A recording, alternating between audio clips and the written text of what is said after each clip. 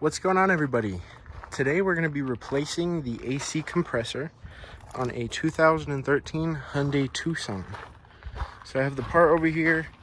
I have AC charge, got some more over in the garage. The Freon and everything has already been drained out of the system. System is depressurized. This AC compressor isn't too bad. It's 3 bolts, 2 electrical connectors. It's already drained, so take those bolts out, drop the compressor in, hook everything back up, charge the system, and then we'll pray that that is the issue. It was 1 second it was blowing cold air, next second not blowing any cold air at all. There's charge in the system. We unplugged the fuse for the AC compressor, put in a different fuse, still nothing. The condenser seems fine. We're hoping that it's not the condenser. I'd have to take this whole front end off. But to me, it seems like the AC compressor. So what we're going to do is I'm going to get under there. We're going to start getting this AC compressor out. So we're under the car. Here's our AC compressor. The compressor itself has 110,000 miles on it. I'm assuming that is the failure. First, we got to get this splash guard and this shield right here out of the way so we could get access to that tensioner so we could pop this belt off. And then it's 2 bolts here, and then I think 1 bolt up above. Shouldn't be too hard. Should be a pretty easy job. And then while I'm at it, I'm also going to be doing an oil change for this as well. Filter here, oil here, get that drained out for them as well. But like I said, we're going to get rid of this splash shield over here and this skid plate in the bottom, and then we will be back. So we have this splash guard out of the way. The next thing that we're going to need to do is take that pulley, the tensioner pulley, and move that back so we can get enough slack to pull this belt off here. Now for this one, it is a 17 millimeter, and the pulley is going to be this one up here. What you're going to want to do is you're going to want to get that on the bolt, and you're going to pull this back, and that's going to give you your tension.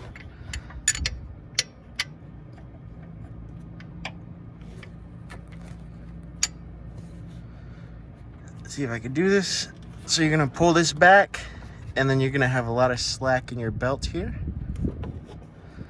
So what I'm going to do is I'm going to pull that tensioner back. We're going to get this belt slipped off so we can start pulling off this compressor. So we got the belt off the pulley.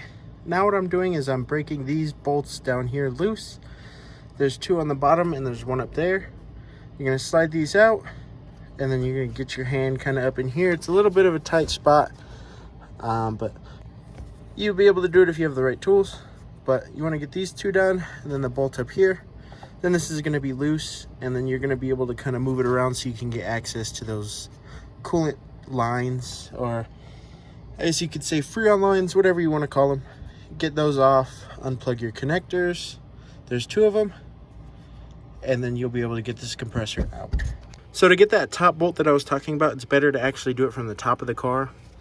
You also have to remove this line, which is 1 12 millimeter bolt, which connects down there. If you can see that, it connects down there.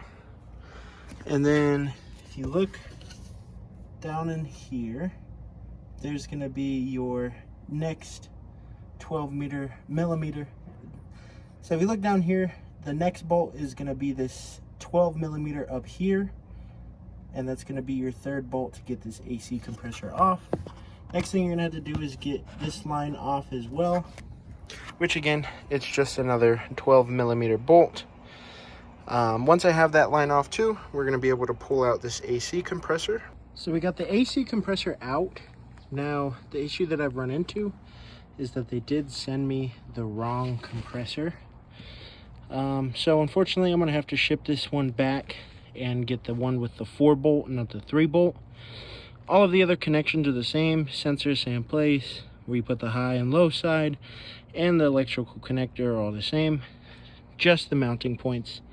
So I'm going to get this one sent back, and then we're going to finish this video once I get the new one in. Alright, so we're back after a couple of days.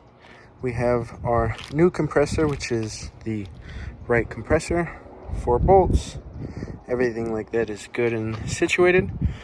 So what I'm going to do is I'm going to come and actually jack the car up, and then we're going to get that little mat under there, and then we're going to get this AC compressor put into the car. So we are under the car. We have our AC compressor with us down here. Now, when you're putting the AC compressor in, there's these two notches right here that compressor is going to sit on. So those notches will hold your compressor in place. Then you have your two bolts down here. So what I'm going to do is I'm going to get that compressor up in here.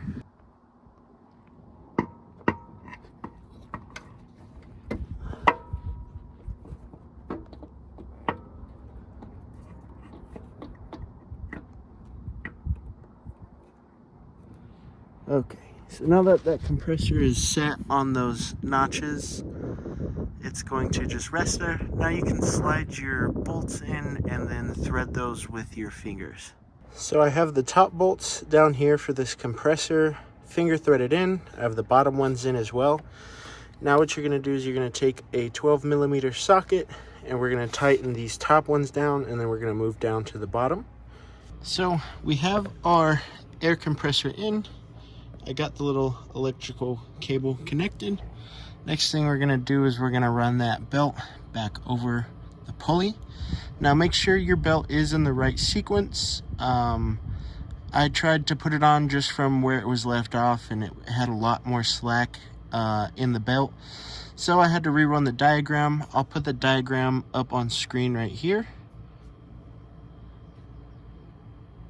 So once you have everything lined up, we're going to get that belt back on here. And then the last thing we're going to have to do is just connect the high and low side lines. Make sure those are torqued down properly, just because you don't want this system to leak or these lines to blow off. Once you have your AC system charged, so once I have this belt on, we're going to go and put this bottom high side on. Then we're going to put the low side on, but we're going to do it from the top, because at the top it's easier to kind of reach down here and get it at the angle. So I have this belt on here. Now the next thing that I did was I went and connected the high and low side to the compressor. Once those are connected, everything's back together. Make sure that your electrical connector is in place, and then the next thing that we're going to do is we're just going to charge up this AC. Once that AC is charged, we're going to see if this thing blows ice cold. So what you're going to want to do is when you charge this AC, you're going to want to go through the low side. You're going to put your can, hook that up, and then you're going to flip your can upside down and charge it that way. Another thing also, when you're charging this, you're going to want to have the vehicle running full blast, so that compressor kicks on and it can suck all of this through, get it to the high side through the condenser.